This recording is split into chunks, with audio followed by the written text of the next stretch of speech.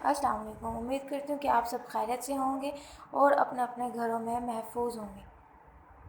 تو آج میں آپ کو زندگی کی ایک نئی کہانی کے بارے میں، سچی اور حقیقی کہانی کے بارے میں بتانے جا رہی ہوں۔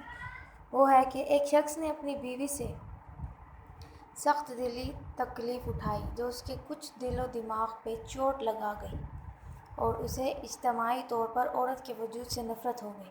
وہ اپنے نومولود بیٹے کو لے کر آبادی سے دور جنگل میں لے گیا اور وہاں ایک کٹیا بنا لی اور اپنے ساتھ قسم کھا لی کہ میں اپنے بیٹے کو عورت کی شکل تک دیکھنے نہیں دوں گا۔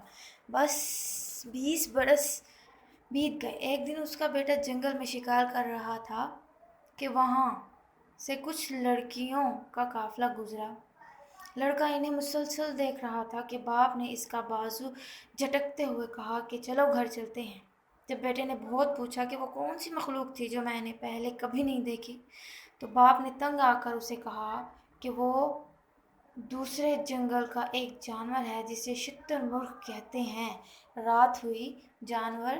رات ہوئی تو نوجوان بیٹا کروٹیں بدلنے لگا، کبھی چھت کو دیکھے، کبھی باہر جائے۔ رات کے آخری پہر باپ نے تنگ آ کر پوچھا کہ سوتے کیوں نہیں ہو؟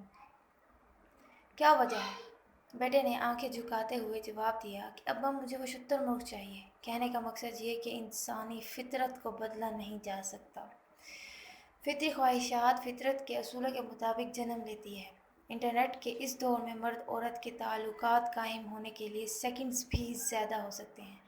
ہم ذریعے کو ختم نہیں کر سکتے، لیکن دلوں میں پیدا ہونے والے خیالات کو آگاہی، منطقی تربیت اور پاک تبدیلی سے ضرور ختم کیا جا سکتا ہے۔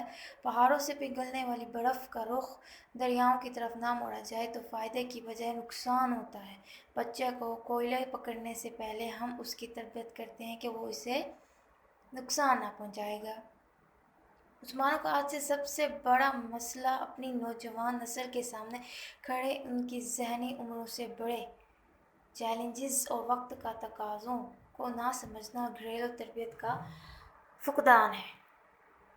چونکہ بقیہ ادیان تقریباً علانیہ اور غیر علانیہ الہات کو اختیار کر چکے ہیں، اگر مسلمانوں نے اسلام سے وابستہ رہ کر اپنی نسلوں کی تربیت نہ کرنا ہے تو پھر فطری تقاضوں اور زمانہ حال کی ضروریات کو دیکھتے ہوئے اپنی اور اپنی آئندہ نسلوں کی تربیت کرنا ہوگی۔